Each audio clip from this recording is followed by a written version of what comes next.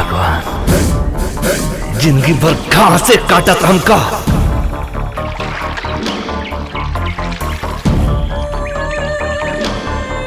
भगवान ऐसा किस्मत बनले बाड़े।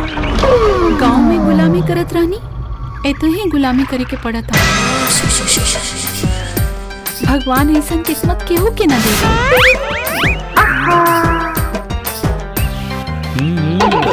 काहे मैनेजर साहेब शादीशुदा होके लाइन मारतनी? तो का करी, 6 महीना हो गए मेहरारू के नैहर गईला। तनी देख के अकिया सेक लेता नहीं, तनी मन के शांति हो जाओ। तू का करता रहे जा? का करिए मैनेजर साहेब, हम जब एकरा के देखे नीनू तो हमरो मनवा में कुछ होके लागेला। आ करे जब थप थप करे लागेला। आ मन करे ना नु कि एकरा के पकड़ के चबा मैनेजर साहब। अरे क्यों देख ली, चुपचाप रहो, देख के हुआ। चल चल चल चल। ये घर के चमक दमक देख के हम सोचा नहीं कि कहिया ये घर पे हमनी के राज कराओ। भैया हमनी तो ऐसा सांप बनी जा जेकरा कटला के बाद लोगन के पानी भी नसीब न होके। और ये काली पांडे आज नहीं तो काल हमरा उंगली पर नाचे जरूर, और हम नचाई। और का हमने क्या खाली घर में काम करे आल बानी? अरे हमने तो ये घर में राज करे आल बानी। राज सबसे पहले ही दोनों बचवन के अपना रास्ता से हटावे के पड़ी। ओकरा बाद रहल बात यशोदा की, तब बचवन के शोक में तो असही मर जाए। ओकरा बाद हमर बहिन मेनका बन के काली पांडे के अपना बस में कर और सारा धन संपत्ति हमनी के नावे हो जाए। भैया ऐसा हो सकेला का? काहे न हो सकेला? अरे ये घर में जब से आयल बानी तो रोज सपना देखता नहीं, घर बाहर हो गई। लेकिन एक बात बा भैया, यशोदा दीदी के मरला के बाद उनकर देह पर जितना सोना चांदी के गहना बा वो सब हम पहिरब। अच्छा हाय देखा बउआ भइल ना, 2 मिनट पहले चाहिए। अरे पहले काम तो होवे दा, काम हो जाए तो देखल जाए। भैया बोला हमनी के पहला मिशन बा शिवा और ज्योति के रास्ता से हटावे के। बिहने दूध में जहर मिला के ओकनी के पिला दे। ठीक बा। आप तहार दोनों बच्चा बड़ा हो गए यशोदा, अब ये दोनों जाने के स्कूल भेजल जरूरी बा। बेटा स्कूल जाएगी ना?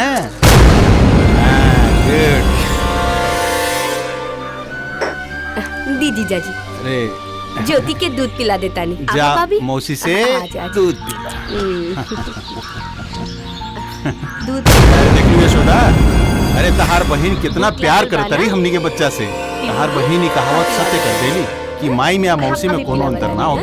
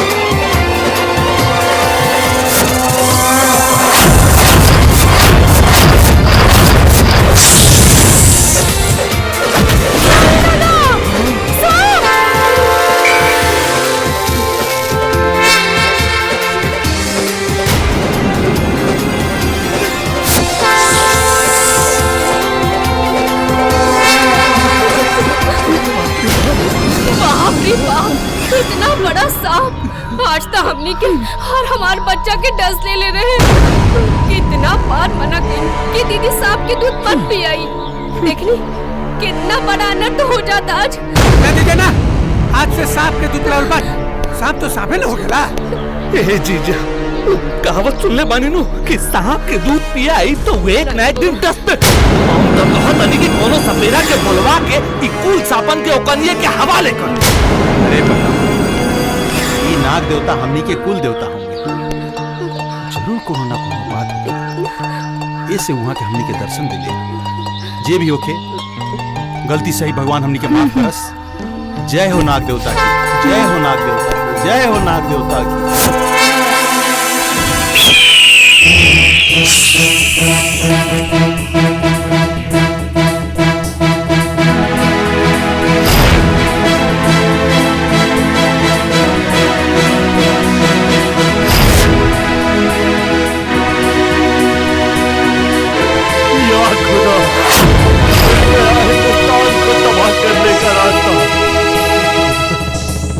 बेटा राशिद, बोलिए अब्बा जान। अब इस दुनिया का सबसे बड़ा आदमी बनने से हमें कोई नहीं रोक सकता। हमें इच्छाधारी नाग नागिन का पता चल गया।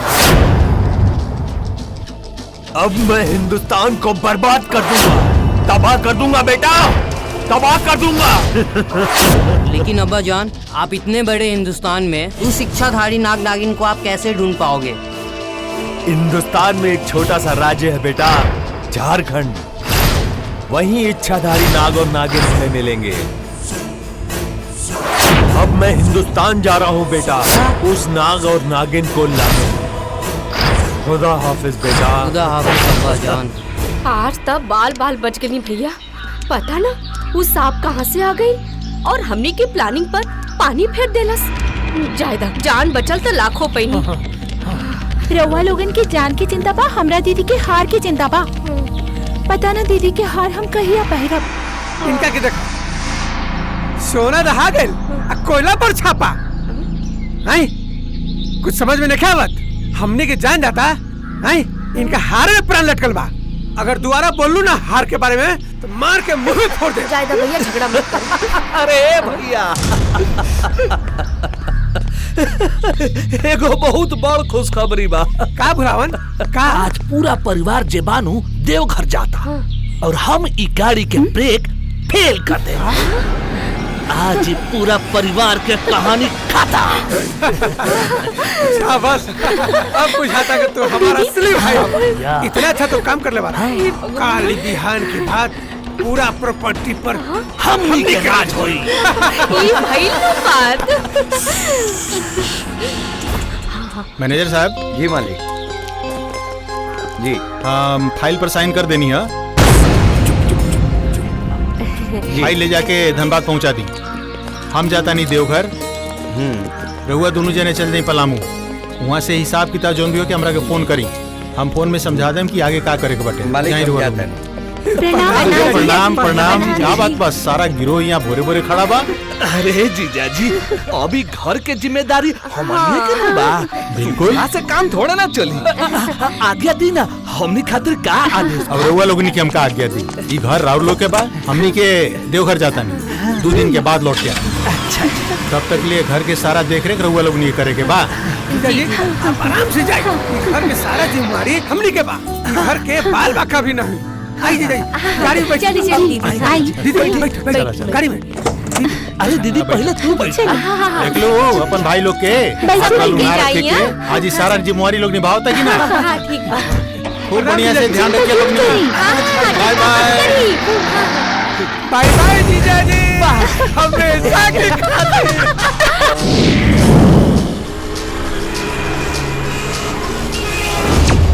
एक बात कान खोल के सुन ल जा। आजे से रोबे के प्रैक्टिस शुरू कर दे जा। ऐसे कि कल खबर मिलला के बाद जब छाती पीट पीट के चिल्ला चिल्ला के ओढ़निया के रोब जा तो दुनिया के ई लागे के चाहिए कि एकनी के मरला के बाद सबसे ज्यादा दुख हमनिए के भइल बा। तू लोग ई बात के बिल्कुल चिंता मत करिया। काहे कि ड्रामा करे में हम PhD कइले बानी। अब तो दीदी वो सोना के हार जल्दी से हमरा के पहने के मिल जाए। अरे काहे ना, चला चला चला चला चला। हाय देखा भिखारी के बेटी, चल।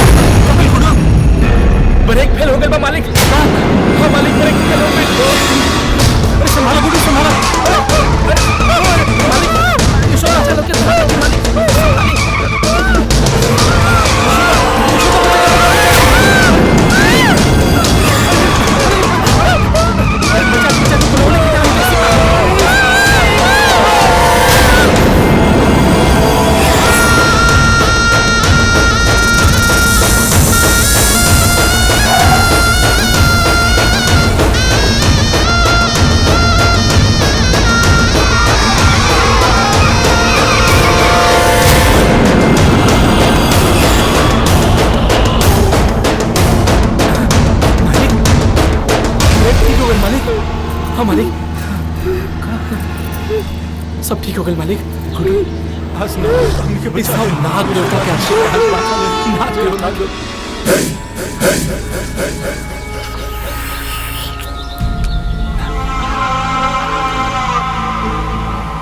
अरे भैया काहे परेशान होता रहा? अरे ऐसा काम कर देले बानी कि अगला 7 जन्म तक ओकनी की आत्मा है घर में ना भटकी। लेकिन भैया मरे के तो अभी तक कोनो खबरें नहीं खे आई। मर त गई हुई सन्ना, हमरा तो बड़ा डर लगता। बुलावन पारे हमार नाम हो, हमार काटल पानियों ना मांगेला। सही अभी तक उन लोग के राम नाम सत हो गए होगी।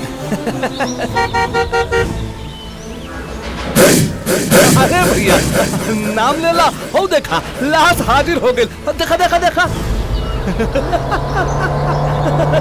आगे लाश।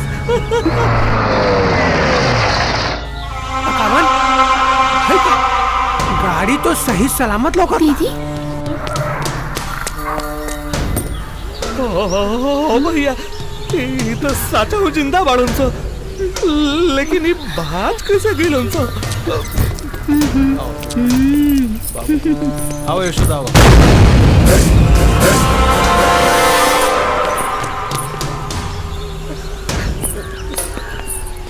अरे ये तो हमरो नहीं के बुझात, कैसे जिंदा बच गए सब। हमारा तो जिंदगी में लगा था कि घासे काटे के लिखल बा। पकावन कैसे ब्रेकवा फेल कर ले रहे रे? भैया हम तो सच हूँ ब्रेकवा सही में फेल कैले रहनी, लेकिन ये सब कैसे बच गईलन सा ये तो हमरा खुदे नहीं के पता चला। का जाने भगवान का कर देले। लेकिन भैया एगो बात तो तय बा, ये कोल्हन के मौत ना हमरे हाथे लिखल बा।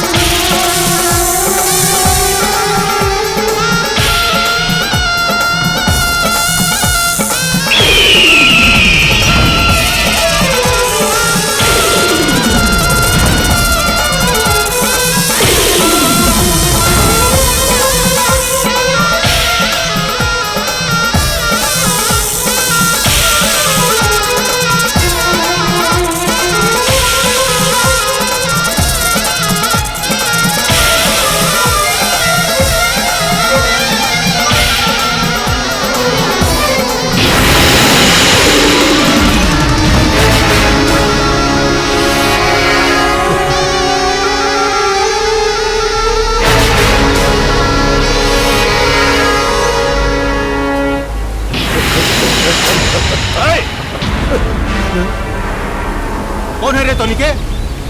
तोनी के पता नहीं क्या कि यहाँ बीन बजावल मना बा?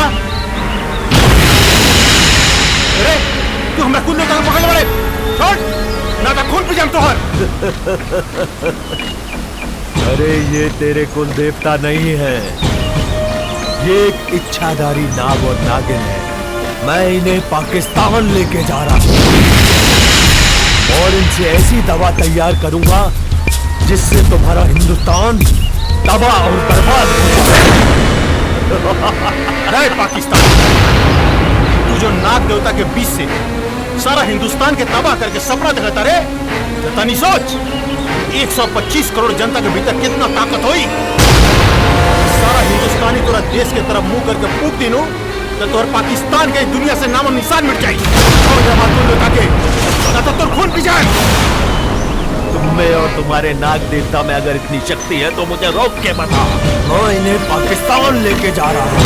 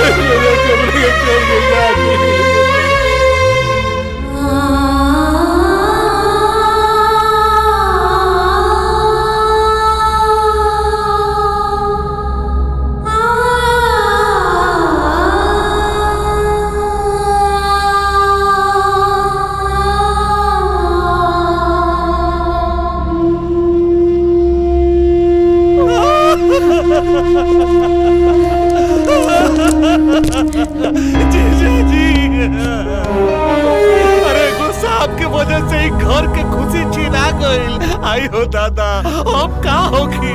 कितना समझौनी हम यशोदा दीदी के, लेकिन वो हमने के बात कहाँ बोली ना बोली। आई हो दादा अभी का होगी। हे भगवान बाल बच्चा सब टूअर हो गई बड़े सब। हमार लड़का सबके टूअर मत बोला भैया। अभी ओखनी की मौसी जिंदा भी है। मौसी भी तो महतारिये न हो खेली। दीदी नहीं की तो का भाई। अभी हम तो जिंदा बानी नु। हम जिंदा रहते ये बच्चा लोग कबो अनाथ ना होगी। मलकिनी के मरले 13 दिन भी ना भाई और एकनी के जाल बिछावल शुरू कर देला सन। भगवान एकुल के कब माफ ना करिया। पिलुआ भरे एकुल के पिलुआ।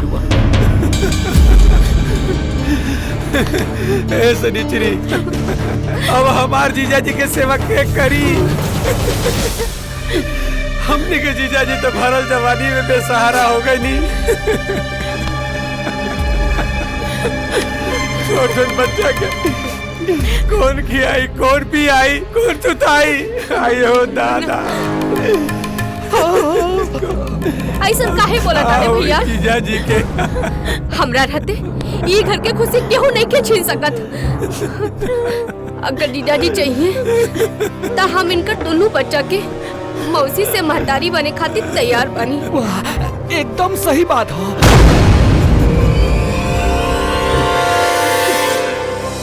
वाह रवा जैसन त्यागी दुनिया में केहू ना होगी, केहू ना होगी।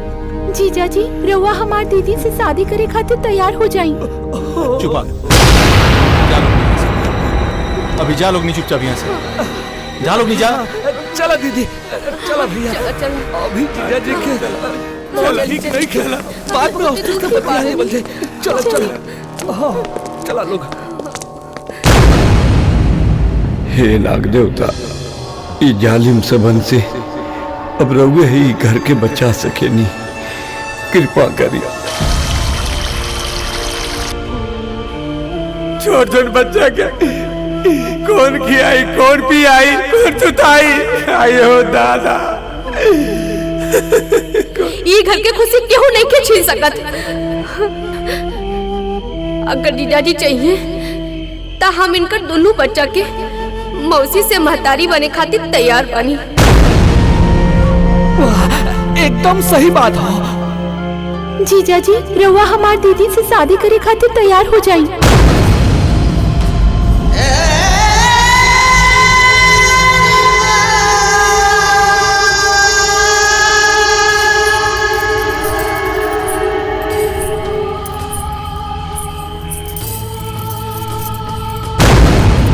जीजा जी ये का हालत बनवले बानी? कब तलक दीदी के याद में ए तरह तड़पत रहब? सनिचरी हाँ जीजा जी। पकावन ठीक कहा तारे, दोनों बच्चा के माई के जरूरत बा। हमने की चाहत कि हमारा बच्चा सबके अनाथ के जिंदगी जिए के पड़े। का तू हमारा बच्चा सबके माई बने के तैयार बाड़ू? काहे न जीजा जी, हम राहुल और राहुल दोनों बच्चा के जिंदगी भर ख्याल रखब। इतना प्यार दे कि दीदी के याद कबो ना आई। तो जीजा जी काहे कहा तारू? आज से तू हमरा खातिर हमारी यशोदा बाड़ू। आज से तू हमारे दोनों बच्चा के माई हो। सनिचरी मौसी और मतारी में कोनो अंतर ना होके। आज से हमारे दोनों बच्चा के हमरा कभी यशोदा के कमी ना। हम तो ऐसा ख्याल रखब कि तोहार जिंदगी के नरक बना दे। अब ई घर के असली मालकिन हम हैं।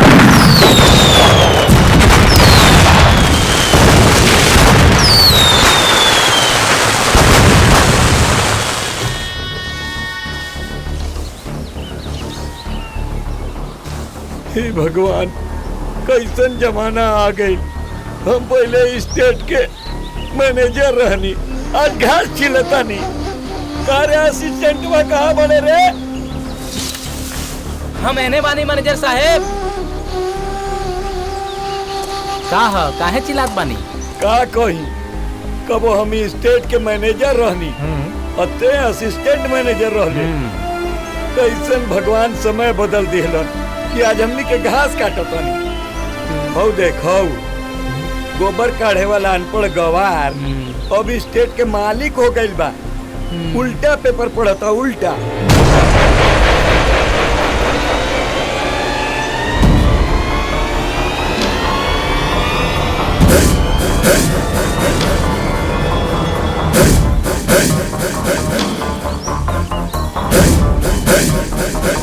अरे मैनेजरा! जी सरकार। एने आओ। आगे नहीं सरकार, आगे। हाँ बोली सरकार, बोलल जा। का हाल बा देश की? सरकार, पेपर रउआ पढ़ता नहीं और देश के बारे में हमरा से पूछता नहीं। सरकार, पेपरवा उल्टा बा। ये हमार मजाक उड़ावत है। आता ना जूता मारम के कपार पर से केस उड़ जाए। ले पकड़, पढ़ कर सुनाओ। हाँ पढ़ी मैनेजर साहब, पढ़ के सुनाई सरकार के। सरकार खाली अंग्रेजी अखबार पढ़ी नेनू।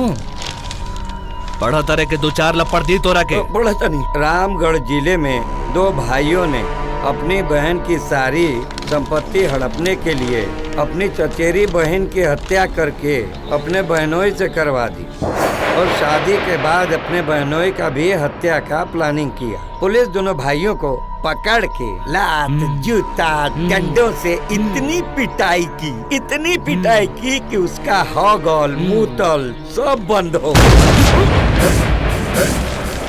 हमने के खबर अखबार में कैसे छप गए? सरकार, रउआ माथे पे हाथ धर के क्रिया खा के कहता नहीं सरकार। अगर रउआ के नहीं के विश्वास तो रउआ पेपर में पढ़ के खुदे देख ली सरकार। अरे सरकार अगर पढ़ल लिखल रहती तो खुद ही ना पढ़ लेती। फाड़ के फेंक दसनी अखबार के। और ध्यान रहे, ये हवेली में कोनो अखबार ना आवे के चाहिए। जा सन अपन काम करा सर। जी सरकार। जी सरकार। चलो असिस्टेंट।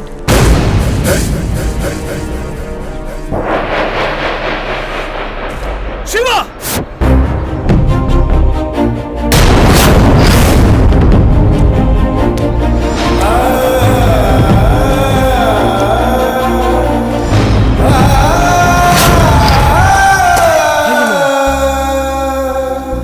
एक घंटा पहले तोरा के जूता लावे के कहले। इतना देर काहे भइल रे? मामा बड़का मामा के साबुन लगा के नमावत रहनी है। जबान लड़ावत रे, जबान लड़ावत रे हमरा से। बोल क्या इधर भाई, बोल मामा, बोल रे भाई। कसम से मामा हम नमावत रहनी है। मामा मत मारा हमरा। झूठ बोलत रे, झूठ बोलत रे। के माफ कर दे मामा, छोड़ दे हमरा के। छोड़ दे तोरा।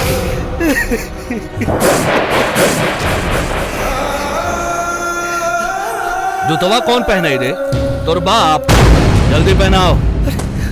हम पहनाओ तेरी मामा।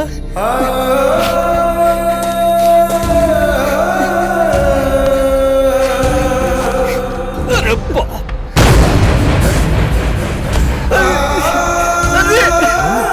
पैर में नाखून गड़ा दे ले। हाँ बोल, छोड़ दो। ई मासूम पे कितना अत्याचार हो रहा बा। जे घर के मालिक बा ओकरे के नौकर बना के रख देले बाड़े सन, और जे घर के नौकर बा आज मालिक बन के राज करता।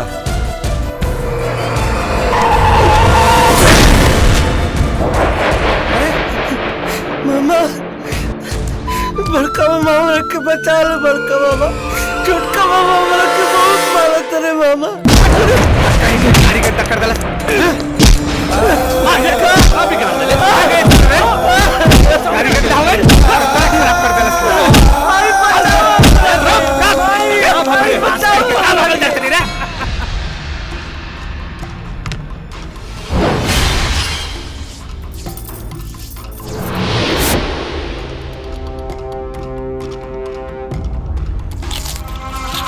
ए मालती, हाँ दीदी। तोरो देह पिराता त मालिश करवाला। ना दीदी, हम मेकअप करत बानी। ठीक बा, तनी जोर जोर से दबाओ। हाँ? 1.5 पसेरी खा लू आ मालिश करे में बाप मरता। हाँ? जोर से लगाओ। माई कहाँ मारू? माई माई बचाओ हमरा के। माई देखो मामा लोग हमरा के मारत रे। माई कहाँ भाई देख? अरे बाप रे बाप। अरे माई बचा लो माई।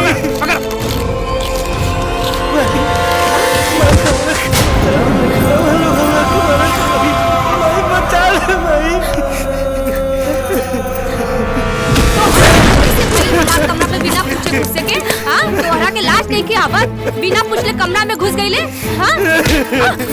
तू तेल लगा के खाए छोड़ दे। चल लगा तेल। भैया मारा एक रखे।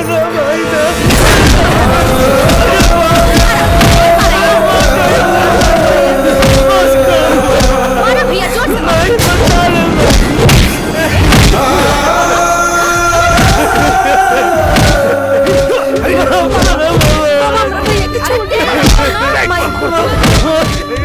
माया लगाता भाई पर। चिंता मत करा, तोनी के हम मरे ना दे। और वो दिन भी बड़ा जल्दी ले आई। तोनी के हमनी से हमेशा के लिए छुटकारा मिल जाई। चल पैर दबाओ। हाय बनर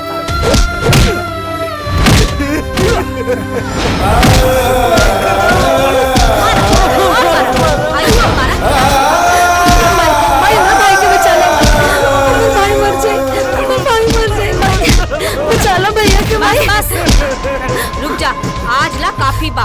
ए जोतिया लेके जो एकरा। चलो भाग यहाँ से। चल चल चल चल। बैठा बैठा। दीदिया जब तक एकनी के ठोकाई ना करेला नु हमारे हाथ के खुजलिए ना मिटेला।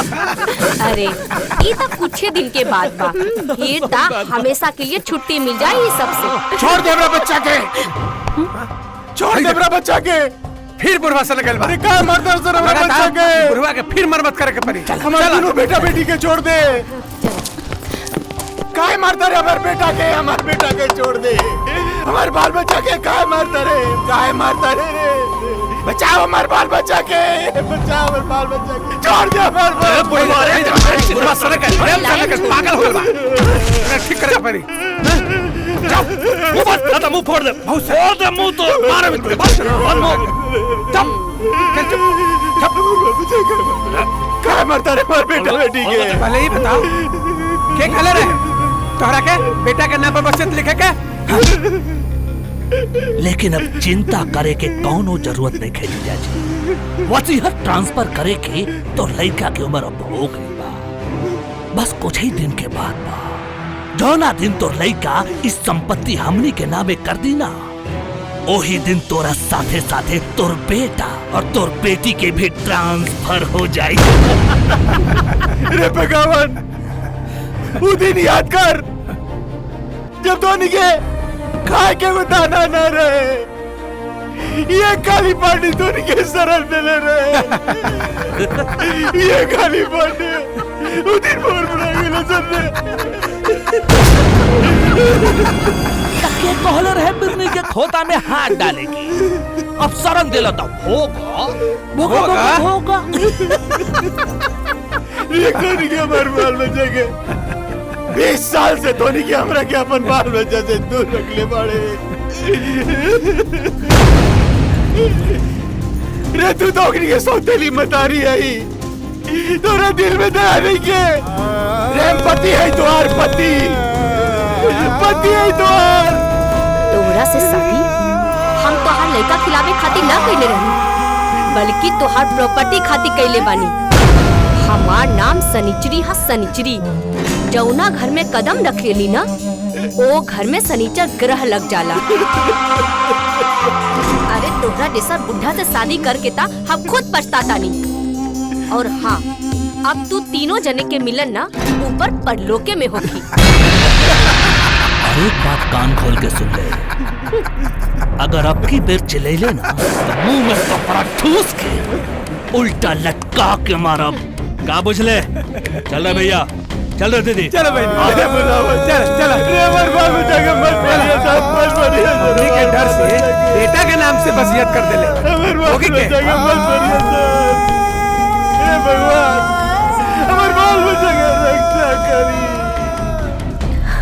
कितना मरले बड़े सामरा भैया के, बहुत दर्द होता ना भैया।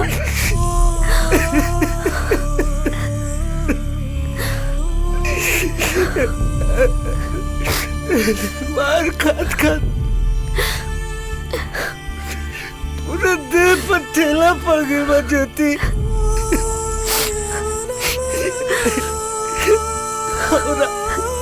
हमरा अपना घाव के दर्द देखे हो, जब मेरी के तारा ऊपर अत्याचार करे सुनना तो कसम से कलेजा फट।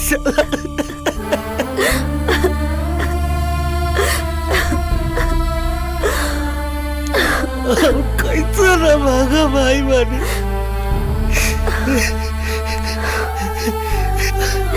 अपन बहिर के रक्षा भी नहीं कर पावत। रोआ मत भैया, रोआ मत। एक दिन भगवान हमने की भी जरूर सुनिए, जरूर सुनिए। सब सोच के नहीं सर, हम जाता रही तारा के कुछ खाए के लेके आ। ना भैया, तू मत जा। यदि केहू तारा के ओझा देखी तो फिर तारा के सब मरिए सब। मत जा भैया, हम अपन आंसू पी के अपन पेट भर ले। मत, तू मत जा, तू मत जा। ओकरे के सूत के लिए संजोती भैया, हम तारा खातिर कुछ लेके आवत नहीं। ना भैया, हम अभी आवत नहीं। मत जा। तारा ला खाना हम लेके आवत नहीं ज्योति। 3 दिन से भूखे पड़ू तू। पेपर सब तैयार हो गल नो पकावन। अरे भैया, वकील से मिलके 1 हफ्ता पहले ही हम प्रॉपर्टी के सारा पेपर तैयार करवा ले रहनी। शिवा के 24 साल के होखे में सिर्फ 3 दिन बाकी रह गइल बा। 3 दिन बाद ओकर अंगूठा के निशान लेहला के बाद दोनों भाई बहन के गाड़ी में बैठा के पहाड़ी से नीचे फेंक देवे के बाद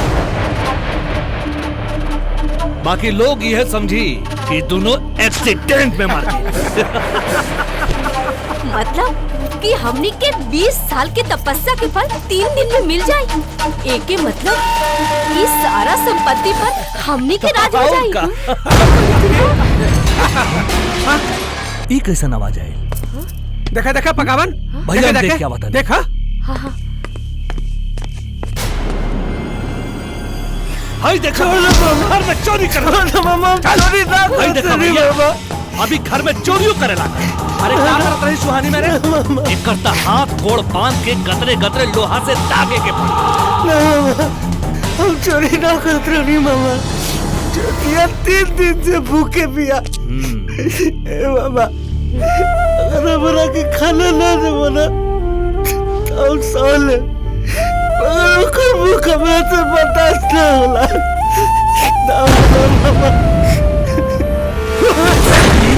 दिन पे खाना खइबसन तई तो हवेली बिका जाई रे।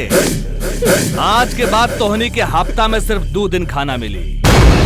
और आए रे जौन हमनी के बतियावत रही जा ते सुन ले हका ना मामा, हम कुछ ना सुन रही है बाबा। ना सुन ले ना मामा पक्का कर मुंह खुलवावे के तरीका अच्छा से आवेला। हटा चोरी करबे हमर घर में चोरी करबे बोल चोरी करे ला सीख गइले हैं। हां मार मार के अंदर ठीक कर देब हम। चोरी करबे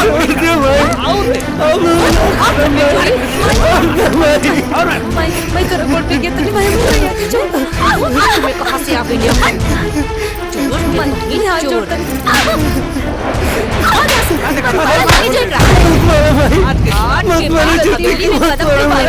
टोनी के जान से मार दे। यहाँ से काम के न काज के दुश्मन अनाज के।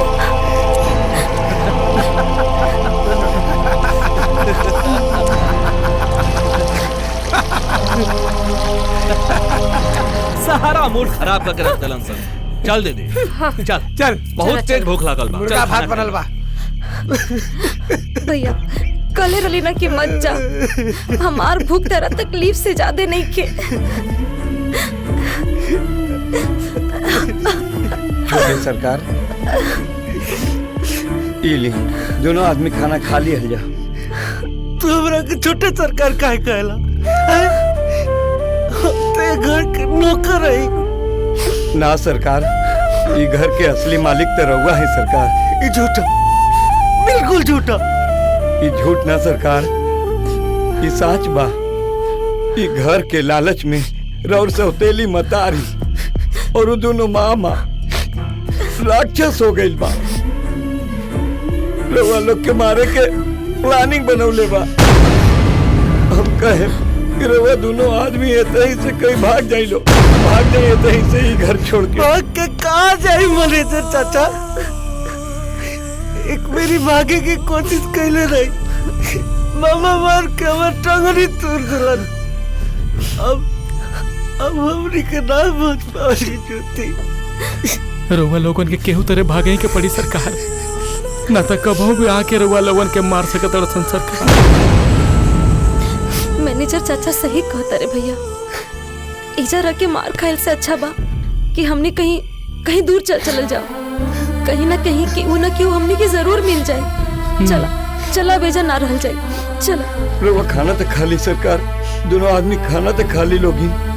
अतना मार खइले बारी मैनेजर चाचा, मारे से पेट भर गइल बा। चलो ज्योति। हे नाग देवता ये लोग इनके रक्षा करिए।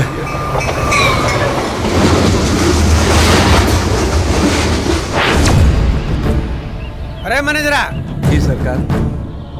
सच सच बताओ शिवा के कहाँ भगले बारे? हमरा कहाँ पता बा सरकार, हमरा तो रउआ लोग इनके चमचागिरी कैला से फुर्सत कहाँ बा। हम तो रउआ लोग इनके मुड़ी पे हाथ रख के क्रिया खाता नहीं सरकार। अगर हम झूठ बोलत होखी तो रउआ लोगन के कोड़ फूट जाई, आग बह जाई। माने हमार सरकार। एकरा के छोड़ा भैया, ई दल बदलुआ के का पता होगी? उ बुढ़वा के जरूर पता होगी। तू ठीक कहता रे, बुढ़वे के टाइट करके पड़ी। हाँ भैया। अरे मैनेजरा जी सरकार। जैसे ही शिवा के पता चली हमनी के खबर करिए। चलो चला भैया। चलो बढ़िया से मारा मत करिए, तब वो बताएगी कहाँ भागीले बा। अरे काली पांडे, तोहार बेटा बेटी हमनी के धोखा देके भाग गइल। बोल कहाँ गइल तोहार बेटा बेटी? भागल की तो निको के मार दला सन। एगो बात कान खोल के सुन ले, अगर हमार बेटा बेटी कुछ हो गई लू तो का जिंदा ना छोड़े। अभी तक ओकनी के मारले नहीं खींचा हमने के, लेकिन एक बात कान खोल के सुन ले, तोर जे बेटा बाना अभी तक प्रॉपर्टी के पेपर पे साइन नहीं कैले। शराफत से पूछा था ओकनी के पता बता दे, वरना एक टांगवा से तो लंगड़ कैले ही बानी, दूसर को टांगवा तोड़ के लांगड़ कर दे। ना बताए, हम चार आदमियों के ना बताए कि हमारे बेटा बेटी कहाँ गई था। बहुत अच्छा भाई कि तो जैसे राक्षस के चंगुल से उकनी के छुटकारा मिल गई।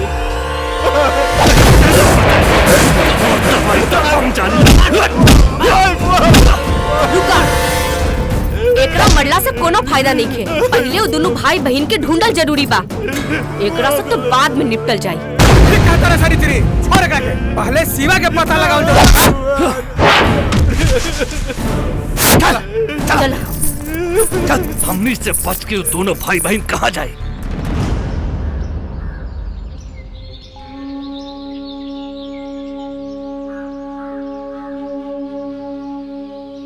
भैया हमने के कहाँ चल जाए भैया, हमने के तो केहू नहीं के, कोनो कोनो रास्ता नजर नहीं के आवत। चिंता मत कर ज्योति, हम बानी नु, नाग देवता जरूर कोनो न कोनो रास्ता दिखाई है। भरोसा रखा ज्योति, सब ठीक हो जाए।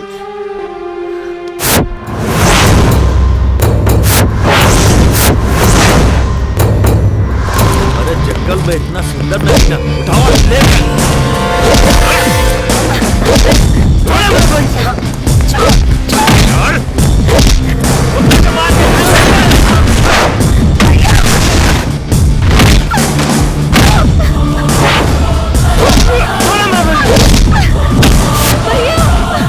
भैया बचाओ भैया। ज्योति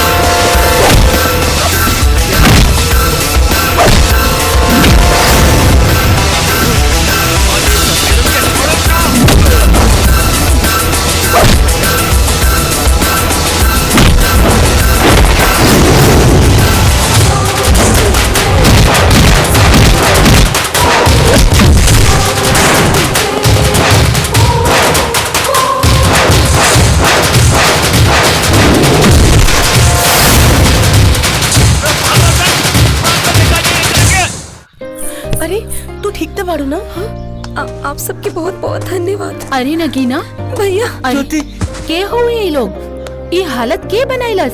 अरे माई, ये लोग यहाँ पे नया हो, बस यही से कुछ गुंडा लोग आके एकरा के यहाँ परेशान करत रहे। बस ऐसा मार मरली ना उन लोगन के कि उनका नानी याद आ गई। तोहनी के कहाँ के बाड़ा?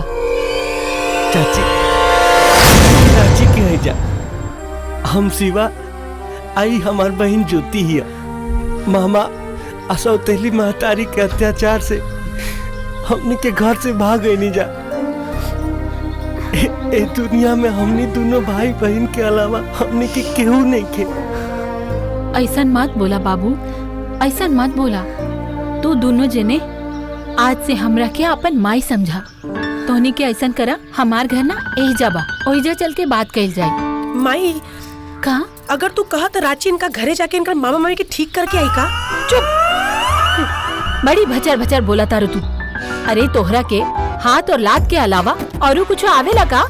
माई, आज के दुनिया में ना लोग खाली लात जूता के ही भाषा समझेला। चुपचाप चल घर। भचर भचर कर ए, तू का मौका लेखा चला ताड़ा? हाँ, तनी मर्द लेखा चला। चल ऐसे।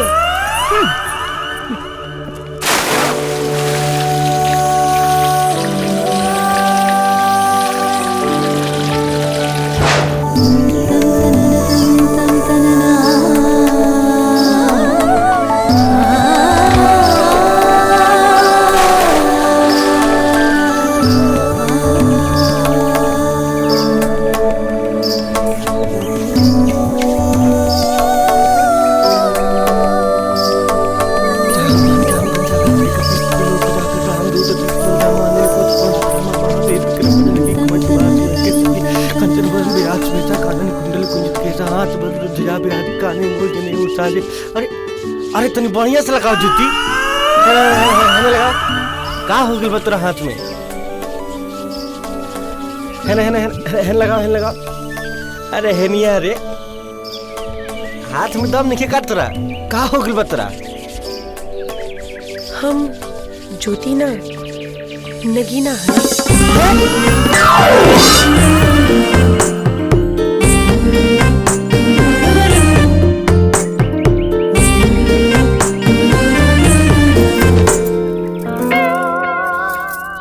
कपड़ा दो। बिना कपड़ा के तो तू बड़ा सुंदर लागत तारा। हमार कपड़ा दो, हमरा लाज लगता। कैसन मरद बाड़ा? हाँ, एगो लड़की से लजाता ना। हम तोहरा के कपड़ा पहरा देता नहीं।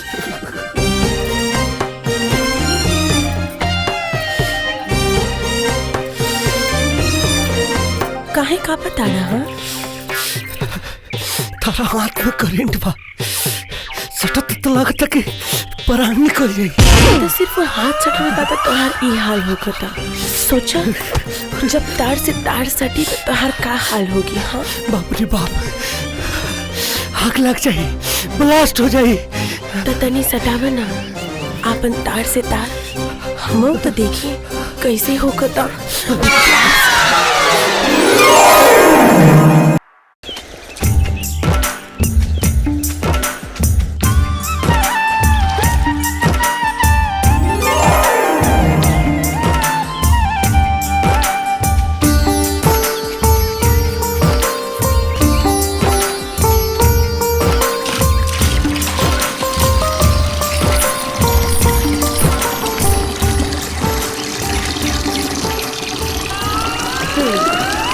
भैया, तनी हमरो के पानी पिया दे। आओ।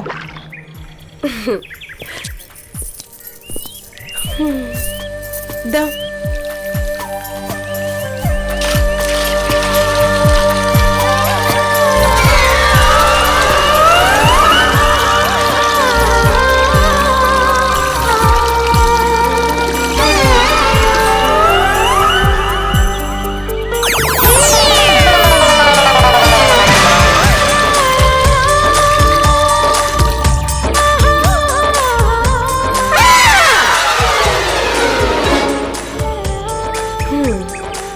भैया, हाँ? पानी और आ गई। भैया बोल। जब से ज्योति घर में आयल बिया, देखा तानी कि तोहर काम में मन नहीं खेलागत। कहता माई से बात चलाई का? बोला बहू, मार का मुंह तोड़ दे। कुछ भी कहा भैया, भौजी बड़ी नीमन बिया। रुक रुक रुक, मार का तारा एकदम सॉलिड। रुक रुक, अरे अरे अरे ढेर बोल बनो तो माई से माई कह से दे। पहले तो मार का ताटान तोड़ना। सुन ले नगिनवा, माई से कुछ पहले तो सही ना होई।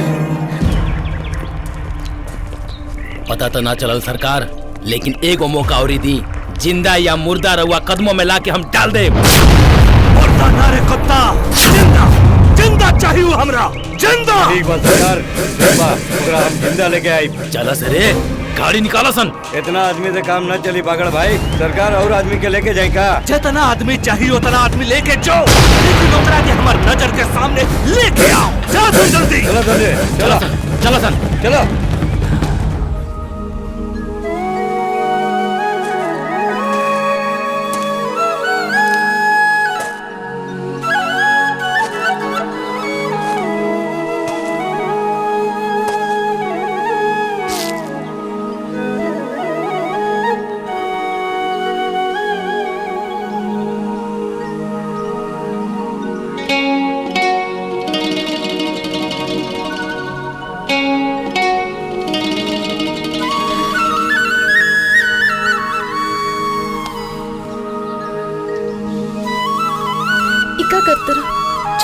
छोड़ा ना, हमरा लाज लागता। तोरा के छोड़े के मन नहीं के करत ज्योति। केहू देख ली तो का कही? जेकरा जे कहे के बाबू कहे दो, हमरा दुनिया से कोनो डर नहीं। एगो चुम्मा दो ना।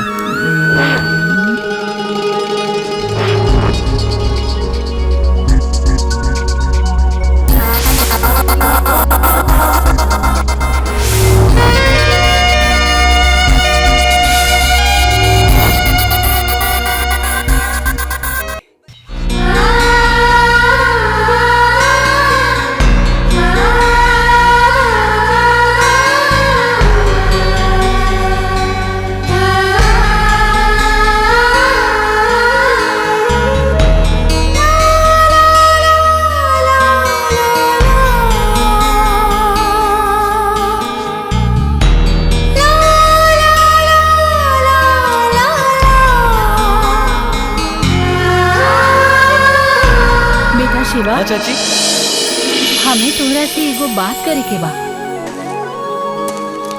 अरे माई, बोली ना चाची। बेटा, तोहार तो कोनो गार्जियन नहीं खे। अरे चाची, ऐसन काहे कहत रू? हमनी सबके गार्जियन तो तू ही न बाड़ू। त एगो बात कही। हाँ, कहा ना। मन बानू? हाँ चाची, बोला। त ठीक बा, हम तोहनी चारों के बियाह करे के चाहता नहीं। का विचार बा? का माई? नेकी और पूछ पूछ। हाँ? का जी, रउआ के ये रिश्ता मंजूर बानू? का हो, तोहर का विचार बा?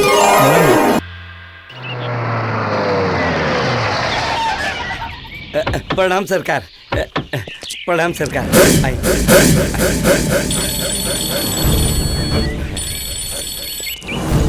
हाँ जी सरकार, शिवा के पता चल गई।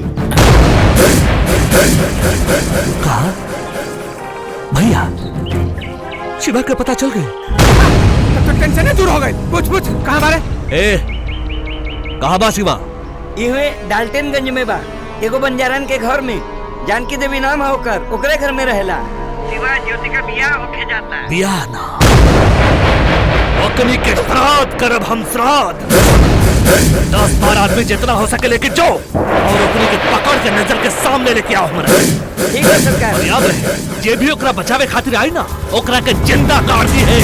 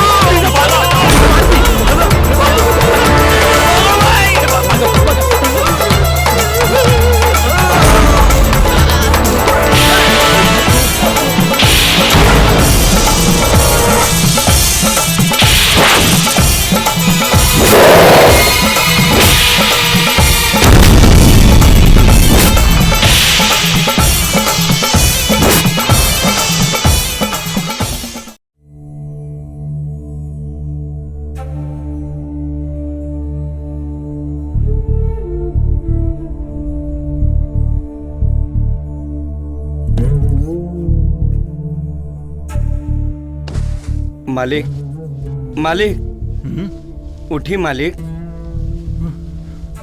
का बात हुआ मैनेजर साहब? खाना खा लिया जाओ मालिक। ना मैनेजर साहब, हमरा भूख नहीं के। बड़े मालिक एक बड़ा खुशी के बात बा। छोटे सरकार और ज्योति दोनों जने जिंदा बा लोग। ये तू का कहता मैनेजर साहब? ठीक कहता नहीं। हमार बेटा बेटी जिंदा बा? हाँ। तू कहीं मजाक से नहीं उड़ावत? ना सरकार, हम कसम खा के कहता नहीं, हम मजाक अपने से नहीं करत। वो दोनों जन जिंदा बा लोग। हमार बेटा बेटी जिंदा बा, हमार बेटा बेटी जिंदा बा। हम तेरे के हाथ जोड़ता नहीं मैनेजर साहब।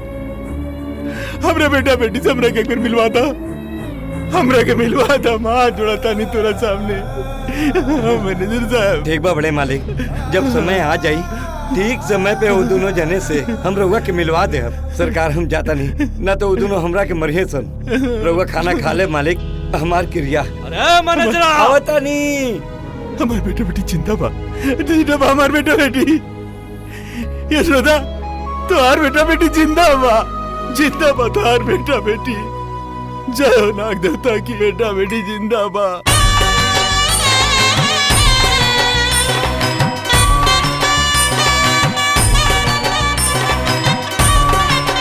वरमाला पहनाई।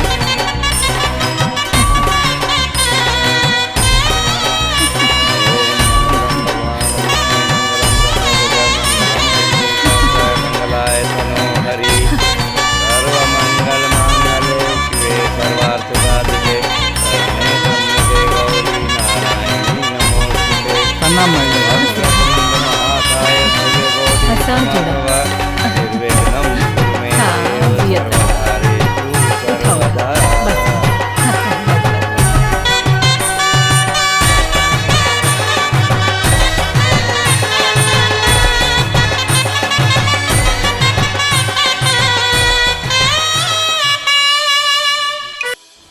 का बात करता रे? एगो सांप हमनी के सारा आदमी के मुंह आदलस, ई कैसे हो सकेला? भैया कोनो साधारण सांप नहीं बुझा। हाँ भैया, हमरा तो बुझाता कि 20 साल पहले जौन सांप वो बच्चा लोगन के जिंदगी बचवले था, हो ना हो ई उहे सांप होखे। हाँ मलकिनी, वो सांप ई लोग के कुल देवता हमें। हमरा तो लागता कि वो सांप रउआ लोगन के कहीं काम तमाम न कर देवे। हमरा तो सांपे से बहुते डर लागेला। भैया कोनो तांत्रिक मांत्रिक होके तब बुलाई, जान बा तो जहान बा। तांत्रिक के पता हमरा लगे बा सरकार, कहीं तो हम बताएं। बोल बोल जल्दी बोल। सरकार एगो बाबा 20 साल से समंदर किनारे तपस्या करत बड़े। उनका के देखते सांप बिल्ली में घुस जाला। कहीं तो रउआ लोग के लेके चली हम। पकावन हमरा विचार से ओकरा लगल चल जाओ। चलो आवा।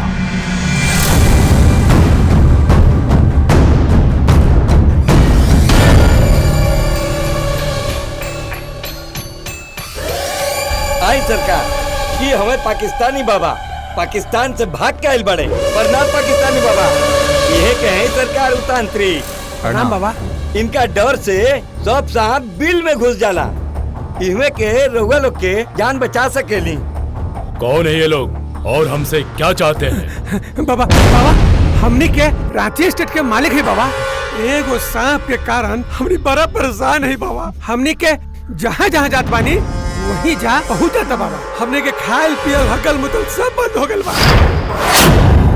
जब ये लोग सांप से बच जाई तो रांची स्टेट के असली मालिक के खून कई के मगर सारा धन संपत्ति हड़प के तब मालिक बन जाये लोग।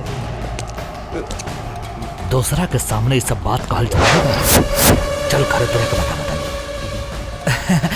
बाबा। अरे वो नाग नागिन से हमनी के बचा लिए बाबा। अरे वो नाग नागिन हमनी के जियल दुश्वार कइले बाड़न सो। एक बार ओकनी से हमनी के जिंदगी बचा ली। फिर रउआ जितना कहब उतना पैसा रउआ के देवे खातिर तैयार बानी। बाबा कबो जीभ निकाल के डरवावता तो कबो मुंह से आग निकाल के हमनी के डरवा रहल बा। ए बाबा बस एक बार उस सांप से मुक्ति दिलवा दी बाबा। ऐसा कौन सा सांप है जिससे तुम लोग परेशान हो? मैं उस सांप को देखना चाहता हूँ। हाँ बाबा चली ना हमने के साथ दिखा देता नहीं चली डाल्टनगंज बाबा चली चली चली चली चली चलो वो सांप डाल्टनगंज में मिली बाबा। इतना मेहनत करला के बाद बस इतना ही कमाई भइल।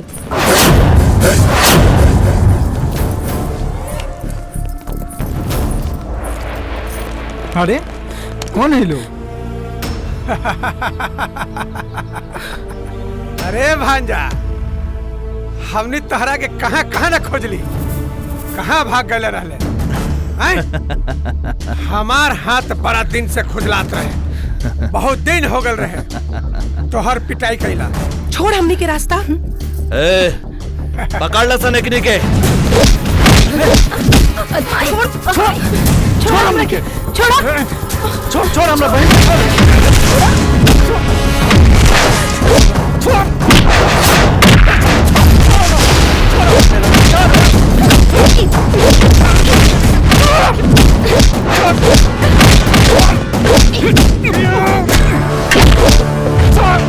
छोड़ हमरा भाई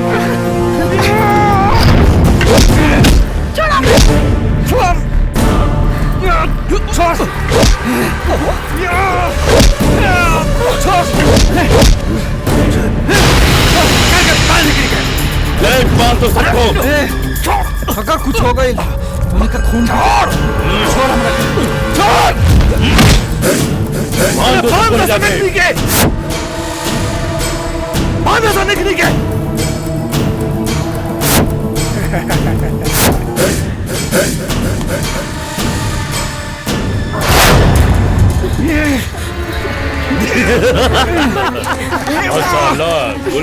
अरे भगना यह तो बड़ा सुंदर लड़की है। रे कुत्ता, हमारा बहन के अगर देह में छू देले ना तो तोनी के जिंदा धरती में गाड़ दे। ये हमने का दमाद बतावा नहीं तोहरा के। छोड़ दे मामा। और जहाँ पापा हो जा उठा लगा खाते तैयार बनी मामा। वाह वाह वाह, पहला बेर हमार भगिना बड़ा अकलमंदी के बात कइले बा। अरे भैया अरे लगवावे एकरा संग उठा कागज पे। अभी लगवा लगावा। इवा इवा इवा इवा लगा ले भगना, ये लगा भगना। वाह वाह। अरे भैया अब हमनी के करोड़पति हो गई नहीं जा। करोड़पति ना भाई, अरे पति हो गई भैया। बुझाता अपने छोटे सरकार के एकनी के मार दिया सर। अब एकनी के का कहिल जाओ? एकनी के कौन छिड़क के आग लगा दो जाओ। वो नाग और नागिन कहाँ है? अरे एकनी के जल के मर जाए और नाग और नागिन के खोज के निकाल दे हम जा। पेट्रोल छिड़को सन। कारे मैनेजर वो जर के मरे के बाकी चले के ना सरकार हम तो रोवे पार्टी के बनी चली। चल चल चल। हे नाग देवता ये लोग के रक्षा करो।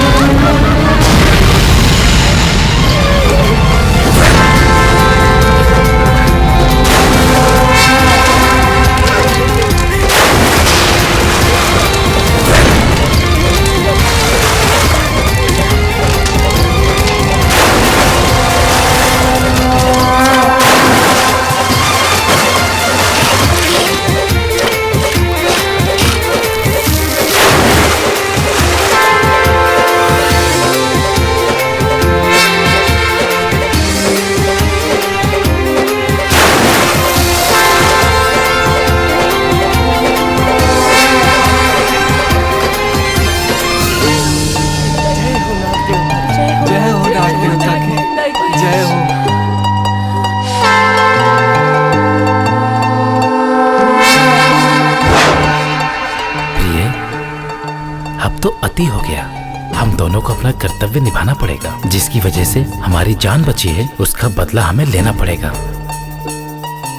हाँ नागेश, इन पापियों के पाप का घड़ा भर चुका है, इसलिए इनका अंत करना जरूरी है।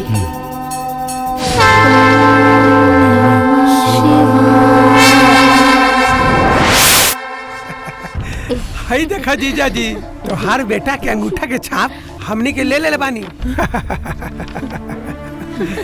अब तो हर पूरा संपत्ति के मालिक हमनी के बानी। एगो बहुत बड़ खुशखबरी बा जीजा, तोर बेटा बेटी के हमनी के मार देनी जा।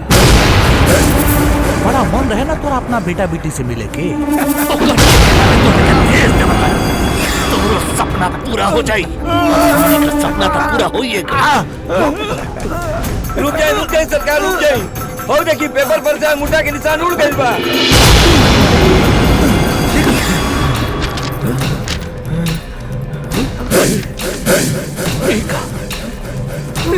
ये तो सच हूँ, अंगूठा के निशान मिट गइल बा। आई हो दादा, ये कैसे मिट गई? पकावन, तू पक्का निशान ले ले रहला ना? अरे हम सच हूँ अंगूठा के निशान ले ले रहनी। ए भैया, हमनी के तो फिर से भिखारी के भिखारिया रह गई हो। अब का होई? अरे भैया, हाथ पे हाथ धरे का समय नहीं खे। हम तो कहता नहीं कि हमार बात मानो। गाड़ी निकाला, चला डाल्टनगंज। शिवा के बचावल बहुत जरूरी बा। 20 साल के तपस्या पे पानी फिर जाई। हाँ ठीक है दादा। देखिए सरकार, अभी तक ले तो वो लोग जर के मर गई होखी, फिर अंगूठा केकरा से लगवाई? कम से कम होकर हाथ तो मिल जाए, ना तो हमने के बर्बाद हो जाए। बहस मत करी, जल्दी चली, ना तो फिर से झाड़ू पोछा करेगी पड़ी। अरे भैया, हैला पेपर, चला जल्दी गाड़ी चालू करा। शिवा का अंगूठा के निशान लेवल बहुत जरूरी है।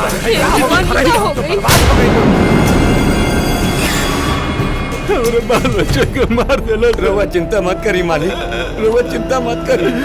हाय देखी, पेपर पर से अंगूठा के निशान मिट गई। नाग देवता के सब चमत्कार बा, हमरा विश्वास बा मालिक। वो लोग जहाँ भी हुई एकदम सही सलामत हुई। जय हो नाग देवता, हमारे छोटे सरकार के रक्षा करब। हमारे बाल बच्चा के रक्षा करिए नाग देवता।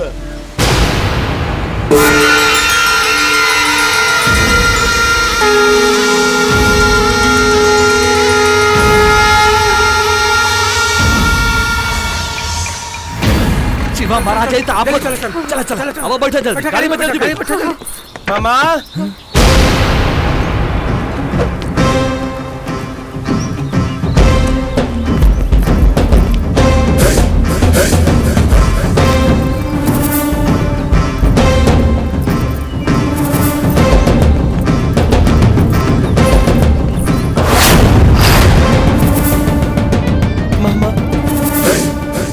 हमनी के बचा ली। अब हमनी के ही घर छोड़ के कब्बो न जाइब जा। पकावन, अरे कहीं सपना तो ना देखा तानी? हाँ भैया, ऐसा नहीं बुझाता। अरे तेरी दांती काटता। ये कहाँ दांत काटे के खेल खेला ताड़ा लोग। ये सपना ना सही है। हटा, देखा था हमार बेटा, हमार बाबू घरे आ गई। अब हम तोनी के छोड़ के कहीं न जाइब माई। तोरे बिना हमार रो रो के बुरा हाल हो गए रहे बेटा। ये क्या? ये तो हाथ पतो है। कितना सुंदर पिया हमार पुतो। दोनों मामा हमरा के बहुत मरले हैं, बहुत दुखाता। बहुत दुखाता? ये दोनों के हाथ में तो कोट फुट जाई। हमार बेटा के कितना बेरहमी से पिटलस हा। ये दोनों ना अगर अगली बार तोहरा के बेरहमी से पिटलस ना तो तू हमरा के बताइया, ये दोनों के हाथ पैर तोड़ दे। अरे भगीना, माफ करता भगीना, हाथ जोड़ता नहीं, क्रिया खा के कहता नहीं। आज के बाद कबो तोरा पे हाथ ना उठाई। हाँ भगीना। ए भैया तने ए भगना, हमरा के माफ कर दे भगना। अब तोरा पर कहियो ना हाथ उठाई। ले भगना, ये कागज पर जल्दी से अंगूठा लगा दे। अरे आता ना जल्दी काबा मामा, आ गइल बानी जानो।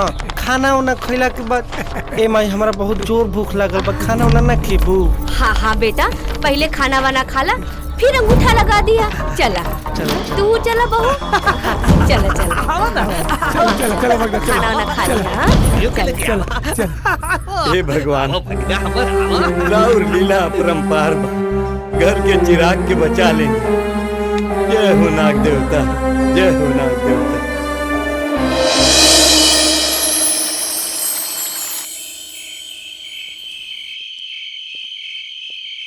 मालिक मालिक, अरे हई देखे हम केकरा के लेके आयल बानी। उठी मालिक।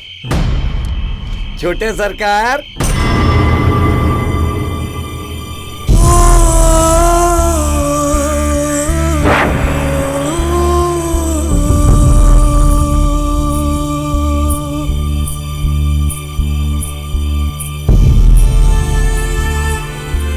ये लोग क्या है मैनेजर साहब?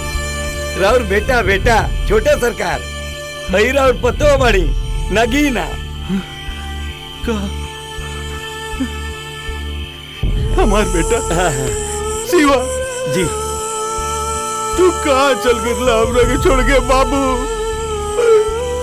कहाँ चल गिरला हमरा के छोड़ के?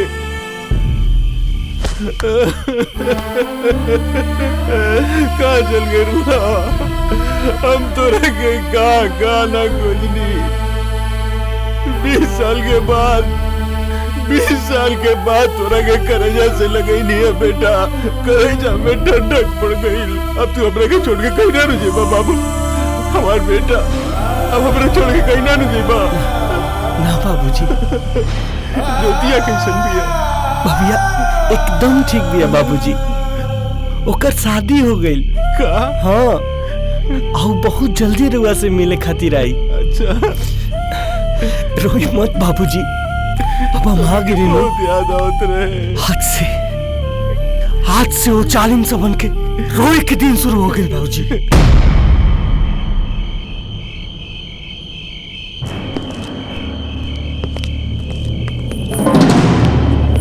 कहाँ मर गए, कहाँ चल गए लोग?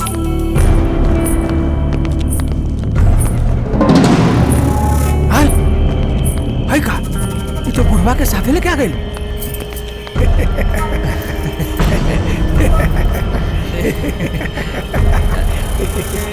बेटा ये तो हर बाबूजी बाड़न। हमार बाबूजी से मुलाकात भइला। देखा ना घरे में घुसे रहेलन। कितना कहली कि बाहर भीतर आई जाई, पर हमार बतिये ना माने ले। कितना बार जीजा जी के कहिला जा कि बाहर निकलल करा, घूमल फिरल करा, लेकिन ये हमने के बतिये ना माने लनता। बेटा ये सब झूठ बोलता रहा। ये तार मतारी नहीं है। डाइन 20 साल से ही तोरा से हमरा के दूर रख ले बड़ा सन। 20 साल ले ये घर में बंद करके जानवर लेके हमरा के रख ले बड़ा सन। बेटा देखने की बात पर भरोसा मत करिए बेटा। चलो हम ये कहीं दूर चले जाइए, ना तो तोरा के मार दिया सन बेटा। फिर हमरा से तोरा के छीन लिया सन बेटा। रहुआ हमरा के मिल गई ना। अब हमरा कुछ न चाहिए। सारा धन संपत्ति इन लोग के दे के हमने के कहीं दूर चले के। चला नगीना, बाबूजी के तनी बाहर ले जाता हूँ। चलिए बाबूजी। सुना बेटा, चाहे दी बाबूजी। टेक्निक के डाइट है वो सन, राक्षस है वो सन। जल्दी आओ बेटा। बेटा आव बैठा, खाना खाला। भूख लागल होई ना, हम परोसा तानी। ना माई। मामा ले आओ पेपर। हम अंगूठा लगावे खातिर तैयार हैं। दादा जल्दी दे। हेला भगना, ला भगना, यही जे अंगूठा लगावे के बा। भैया स्टैम्प दा।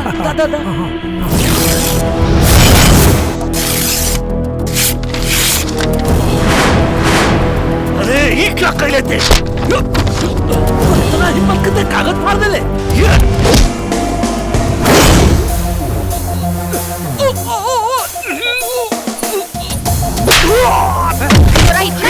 कि तू हमरा भाई पे हाथ उठे।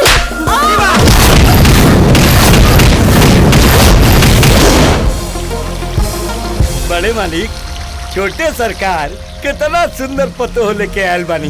देखला पे मियाज खुश हो जाता बड़े मालिक। जीजा जी, अरे बचा ले जीजा जी, हमरा के बचा ला जीजा जी, हमरा के बचा ला। अरे उसी में हमरा के बहुत मारा था जीजा जी। अरे बचा ला जीजा जी, हमार जान बचा। तो मारा के बहुत मारा था। अच्छा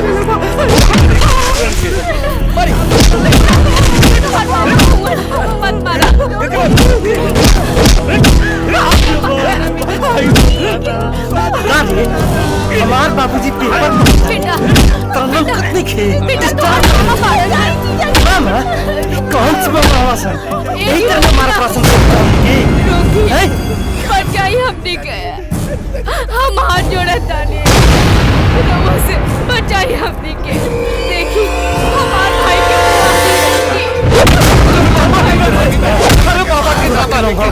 बाबा के मन में तो आज ला इतने काफी बाइक नीचे जा चाचा बोली सरकार इन्हीं के पूरा कपड़ा गहना उतार ठीक बा और वही कपड़ा दी जौन कपड़ा पहन के पहिल का मर्तबा एक घर में जा सके अगर ना उतार सन तो घंटा मार के उतर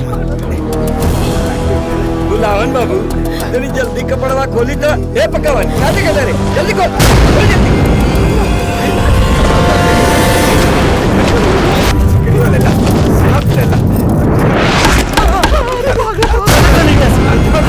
मार के ये लाओ भैया फटाफट जल्दी जान बचा रहे दादा। आज हमरा करेजा में ठंडक पड़ गई। बड़ा दुख दिल रहा सैनिक के बेटा। आज मन खुश हो गई बेटा। आज तो हर माई की आत्मा बहुत खुश हो गई तोहरा के रूप में देख के।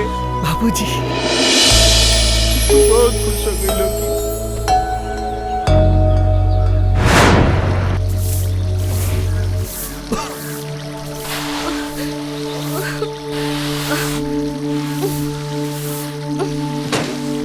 भैया आज पता चलो कि समय कैसे बदल जाला। समय हमने के नेके बदल हो पकावन हमार सीवा बदल गई। पता नहीं ओकरा में कौन सा शक्ति सब आ गई कि हमने के धोबी के कपड़ा के तरफ पीट पीट के धोबिया पाट के तरफ मारला सा। भैया पता लगाबा भैया काहे कि ई अपन शिवा नहीं खे बुझात। हमरा तो बुझाता कि जैसे शिवा में केहू दूसरा के आत्मा समा गइल बा। सही कहत रू दीदी। सब पता चल जाई लेकिन हमरा के बहुत जोर से भूख लगल बा बहनी। अरे कुछ खाना उना खिलाए भू। चलो हम खाना खिलावत तनी। हाँ जल्दी चला। अरे माई कहाँ जाता रे? तुहार मामा के भूख लागल बा बेटा उनकरे खाना खिलावे ले जाता नी। आता ना जल्दी खाना खइबू तो हमार तो पूरा महले बिका जाई। हफ्ता में सिर्फ 2 दिन खाना मिली। चलो काम करो। चाचा ये छोटे सरकार कनी के 3 दिन पर खाना दिहो। जी सरकार। आज शाम के काम खत्म भइला के बाद एकनी के सूते के व्यवस्था सर्वेंट रूम में कर दिहो। आ सुनल अगर इस महल में कदम रखे की कोशिश कैला तो टंगिया तूर दे। ना तो हमरा के नौकर के घर में नींद ना आई भगना ना आई। जब हमनी के एक घर के असली मालिक हो के 20 साल तक वो कमरा में सुतनी जाए तब तोहनी के तब पैदाइशी भिखारी हवस तोहनी के नींद ना आई। चल भाग यहाँ से। सासू वो सुतला से पहले ना आके हमार देह दबा दो।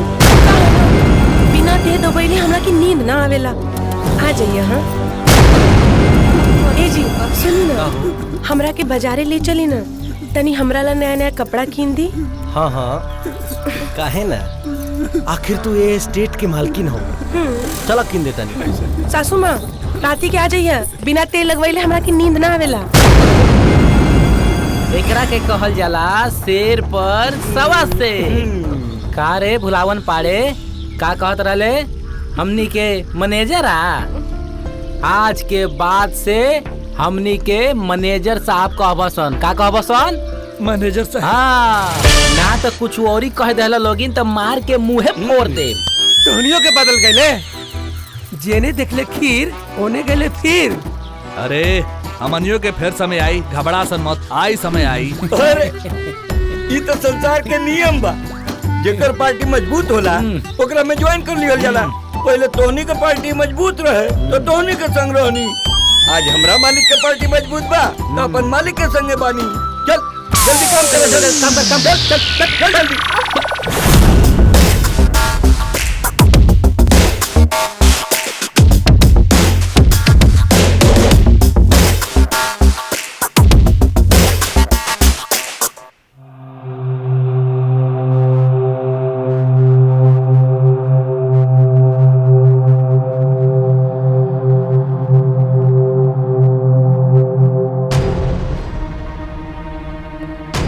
सुनी सासू माँ, ओइजा का खड़ा बानी?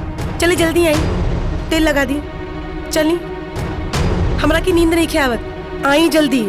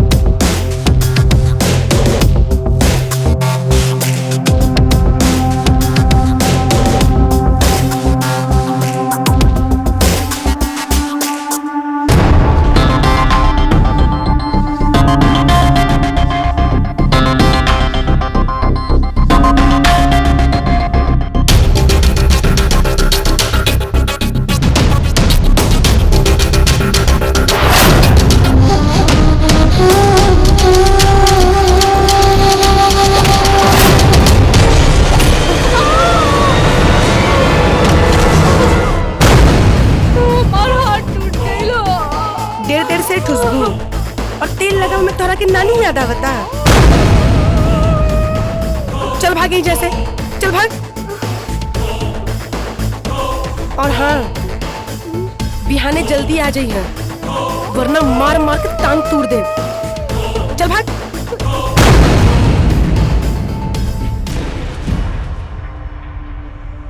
त का सोच ले बानी रउआ लोगन? हम तो कहता नहीं भाग जाए जा अपने गाँव। ना ही घर में इज्जत बा ना प्रतिष्ठा बा। पतो हो के सास से दी दफावत पिया। मुंह में सतुआ सन ले बड़ा। बोलबा कुछ हो? अरे आगे सब ठीक हो जाए, इतना जल्दी हमने के हार मान ले?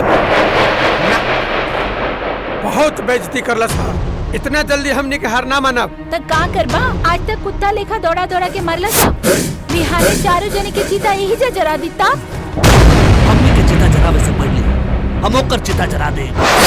इस तरह हाथ पे हाथ धर के बैठला से काम ना चली। तो पता चलल कि जोन संपत्ति बानू हमने के हाथ से निकल गए। वो सब तो ठीक बा, भूख से जान निकल जाता। 3-3 दिन पे खाना दे तो हम तो मर जाए। हम न रहे भी घर में। तो का करी? हम तो हर बाप के घर जाए। भिखारी के बेटी, इतना मारम तोहरा के ना बार बार तोहर बंद हो जाए। तो मारा ना, मारा। जब तक कुत्ता जैसा लड़त रहे लोग दम खोल के धैले पड़न जा। अरे ये सोचे के चाहिए कि ओकनी के कैसे मारे के बा। कोनो उपाय सोचे के चाहिए तो जब तक तब दम खोल के खेले पड़न जा। हम तो सोचा था नहीं कि कोनो तरीका से आज के रात ओकनी के हम मार दी। तो ठीक कहा तेरे पकावन, ना रही बांस ना बाजे बसुली। मार दे खुल के। मार दे बकरी के।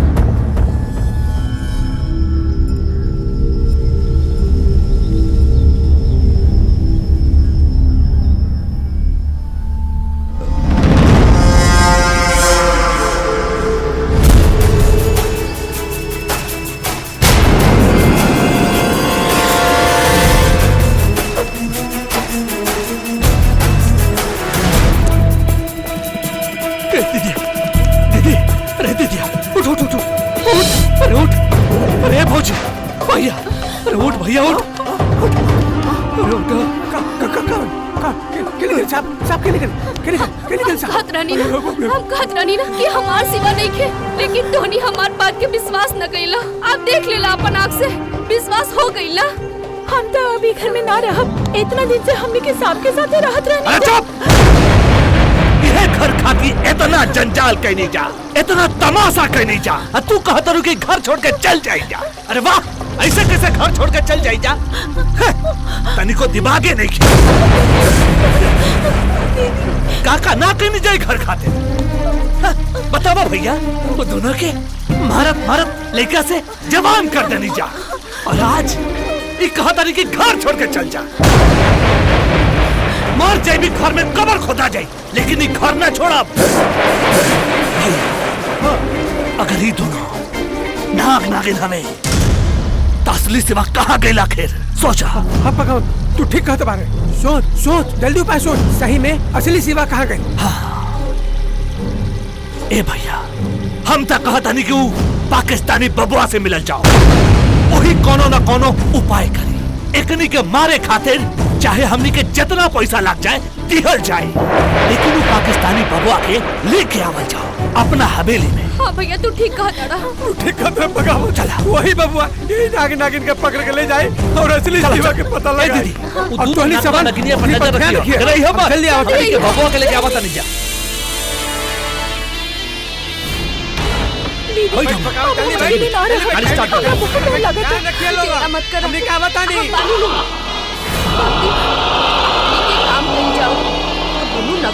सुतल होगी। चल माटी के तेल डाल के दोनों के जला के मार देहल जाए, सारा कहानी खत्म हो जाए। दीदी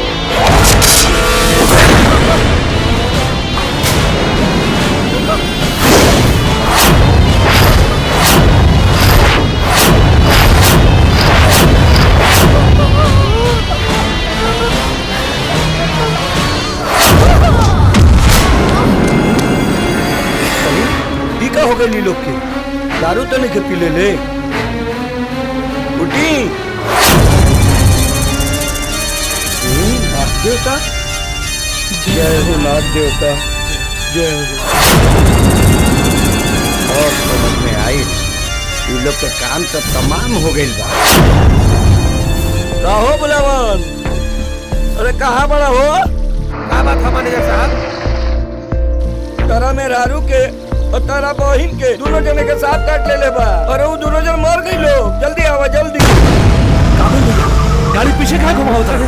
मालती और सनीचर के सांप काटे लगे। कहा? ए मैनेजर साहब, ये अकरा सब गईली सन सांप घर के सत्यानाश को के रख देले रहा। ठीक कहता है। चुप चुप चुप चुप चुप आवत। सनीची, हाय मालती, उन्हीं के छोड़ के कहाँ चल गए भैया? अरे कहाँ हो गए? हम बर्बाद हो। नगवा नगिनिया हमर दीदिया और भौजाई के मार कुल कले बना करिया बा ओकरा के छोड़ अपना। एक एक एक चुन चुन के मारब, चुन चुन के मारब हम। बताओगे भी या रोते रहोगे? बाबा अपने के बचा ली बाबा। शिवा और नगीना दोनों इच्छाधारी नाग नागिन हवे बाबा। हमार बहन हमार मेहरारू के काट के मुआ दिल से बाबा। विश्वास देखे तो हमार भाई पकावन से पूछला बाबा। एकदम सही कहता रे भुलावन भैया। कबहू शिवा नाग बन जात रहे तो कबहू नगीना नागिन बन जात रहे बाबा। अब रौरे असरा भाई पाकिस्तानी बाबा हमने के जान बचा ली, अपने की जान गई बानी जा। क्यों कोनो नाग नागिन शिवा और नगीना के भेष में हमनी से बदला ले तरन से। ए बाबा वो हमर भौजाई और हमर बहिन के काट के मुआ देला से बाबा। अब हमरा डर बा कहीं वो हमनियो दोनों के काट के मत मुआ दो सन। आसरा बाहे बाबा। हमने के बचा लिया बाबा, हमने के बचा ली बाबा। अब चिंता नहीं करना है। इसी नाग और नागिन के कारण मेरे अब्बा का इंतकाल हुआ था और मैं 20 सालों से इस नाग और नागिन के कारण रूप बदल बदल के भटक रहा हूँ। अब मेरा सपना पूरा होगा इंशाअल्लाह।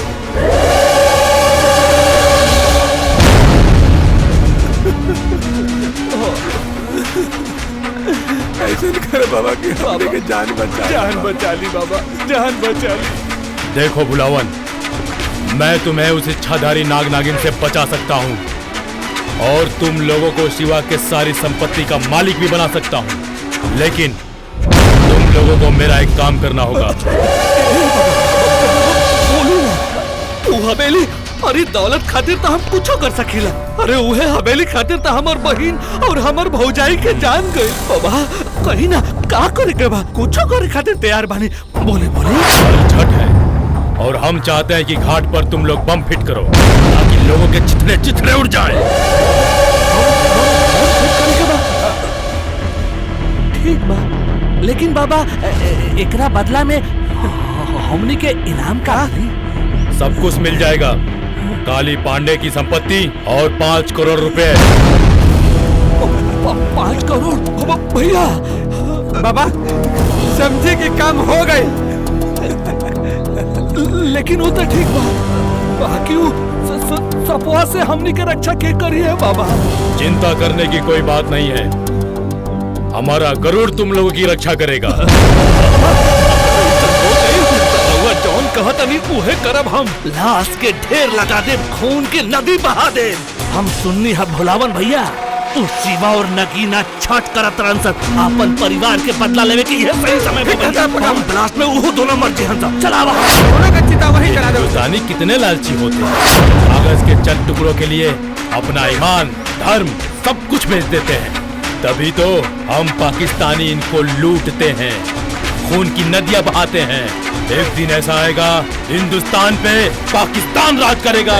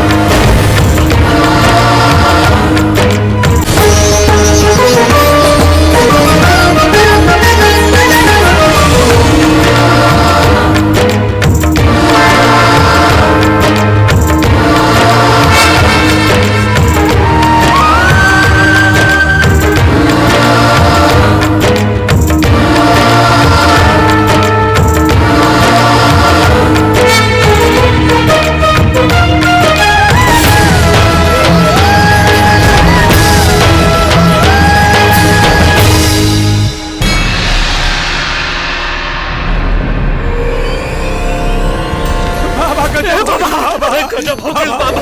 दोनों नगवा लगनिया हाथ के बचा ले से बाबा। कोनो बम ब्लास्ट ना भाई। भैया एकदम सोरा आना सच कहता रे। अरे कोनो बम ब्लास्ट ना भइल तो दोनों नगवा नगिनिया छोट घाट के बचा लेवन चाहे बाबा। मुझे सब पता है, अब और कुछ करना पड़ेगा। बाबा बाबा गजब हो गइल बाबा। चिवा और नगीना दोनों जिंदा बा। हम अपन आँख से देख के आवतानी। ये तो अच्छी खबर है। तुम सब जाओ और उन सबको उठाकर अपने अड्डे पर लेकर आओ। और हाँ, काली पांडे को भी लेके आना। अरे देख लिया जाए। शिवा नगीना देख ली। अब मैं इन इच्छाधारी नाग और नागिन को अपने अड्डे पर आने के लिए मजबूर कर दूंगा।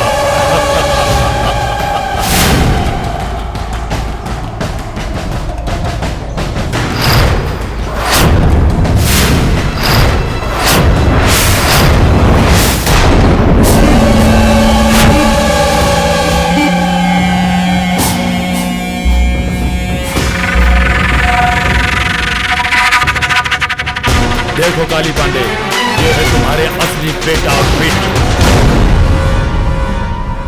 हमार बेटा, बाबूजी, हमार बेटी, हमार बाबूजी। छोड़ अब रखे। देखो शिवा, तुम्हारा बाप अभी जिंदा है, लेकिन 5 मिनट में इसका इंतकाल हो जाएगा। अगर अपने बाप को जिंदा रखना चाहते हो तो बुलाओ इस इच्छाधारी नाग और नागिन को। मैं एक ऐसे सांप से टसवाने जा रहा हूँ जिसके विष से वही तुम्हारे बाप को बचा सकता है। तुम्हारे पास सिर्फ 5 मिनट का वक्त है। ना बेटा ना, बात मत बनिया।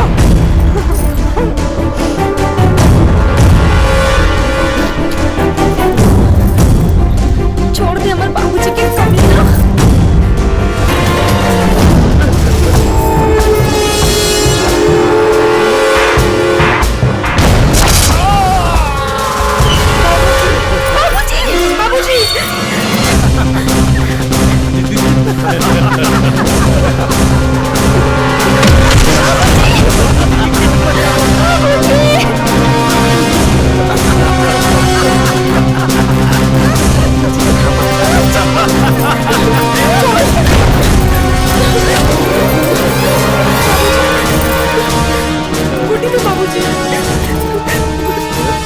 जब वो नागो नागिन इसके बेटे और बहू का रूप निकाल सकते हैं तो इसका विष निकालने के लिए वो दोनों यहाँ जरूर आएंगे। सिर्फ तुम्हारे पास 5 मिनट है। बुलाओ उस इच्छाधारी नाग नागिन को, क्योंकि वही दोनों अब तुम्हारे ससुर का जहर निकाल सकते हैं।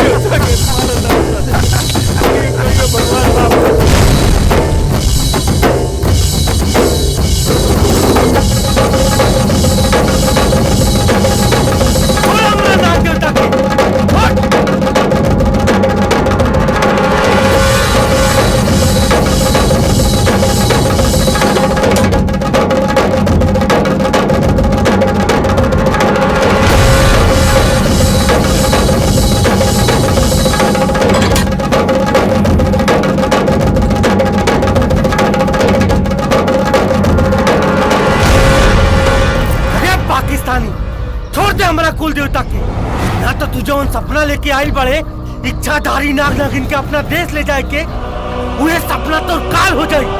छोड़ दे हमारा कुल देवता के। कौन रोकेगा मुझे? मैं पहले तुम सब लोगों को मारूंगा और इस सांप को अपने देश लेके जाऊंगा। उसके बाद इसका विष निकाल के एक ऐसा जहर बनाऊंगा कि पूरे हिंदुस्तान को तबाह कर देगा। तू मुझे कहीं नहीं लेकर जा सकता, क्योंकि तेरी मौत का कारण मेरी बेटी बनेगी। तुम मेरी बेटी हो नगीना। हाँ नगीना, तुम मेरी बेटी हो। तुमको मैंने अपनी कोख से जन्म दिया है। प्रिय, पूर्णिमा की रात को हमें अपनी सर्प योनि को धारण करना होगा। नहीं नागराज, मैं सर्प योनि धारण नहीं कर सकती। क्यों? क्योंकि मैं गर्भवती हूँ। ये तो बड़ी दुख की बात है। तुम जिस बच्चे को जन्म देना चाहती हो, तुम्हारे मनुष्य रूप में गर्भ धारण करने के कारण वो बच्चा कभी सर्प योनि धारण नहीं कर सकता। उसके जन्म के बाद उसको यहीं छोड़ना पड़ेगा। इसका मतलब मैं अपने बच्चे के बिना ही रहूंगी? नहीं नागराज, मैं अपने बच्चे के बिना नहीं रह सकती। कोई उपाय बताइए ना। इसका उपाय तो शिवजी ही बता सकते हैं।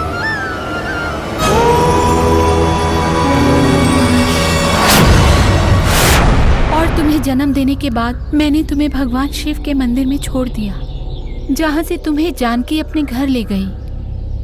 हाँ बेटी, तुम हमारी बेटी हो। तुम अपनी शक्ति दिखाओ और इस पाकिस्तानी की घमंड को चकनाचूर कर दो, ताकि कोई भी पाकिस्तानी हमारे हिंदुस्तान की तरफ सर उठा के भी ना देख सके। जितनी शक्ति मुझ में है उतनी शक्ति तुम में भी है। तुम अपनी शक्ति दिखाओ और इस पापी का सर्वनाश करो। इस पापी की शक्ति इस गरुड़ में है। सबसे पहले इस गरुड़ का वध करो। तुम 3 बार मेरे साथ भगवान शिव का नाम लो। ओम नमः शिवाय, ओम नमः शिवाय, ओम नमः शिवाय।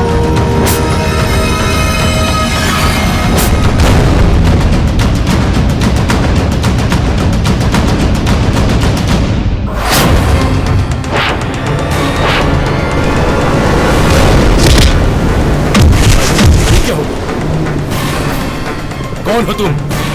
रे इंसानियत के दुश्मन, पानी की कीमत रेगिस्तान से पूछ, नारी की कीमत हिंदुस्तान से पूछ, नगीना की कीमत अपने पाकिस्तान से पूछ।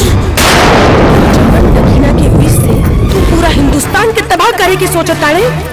आज उहे नगीना तोहर काल बन के तोहरा सामने खड़ा दिया।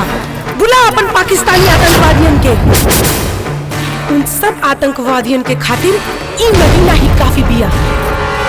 और आज जवन रास्ता से तोहरा महतारी तोहरा के ई धरती पे जन्म दिए दिया ना, आज अगर उहे रास्ता से तोहरा के ओकर पेट में ना घुसेड़ दिए नी, तो हमार नाम नगीना ना। जय शिव शंकर।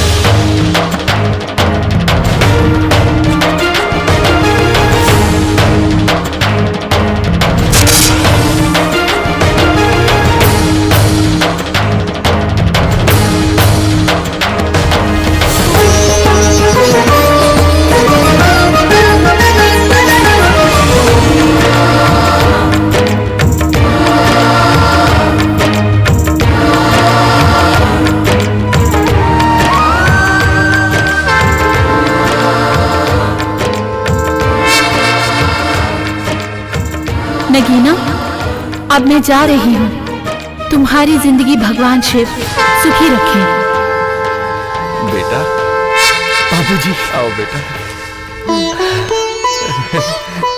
ज्योति, हमार बेटी ज्योति। अल्लाह देवता हमनी के फिर से मिला दे। कपो ना जाई बाबूजी। अब हमनी के कोनो दुश्मन जय हो ना करते।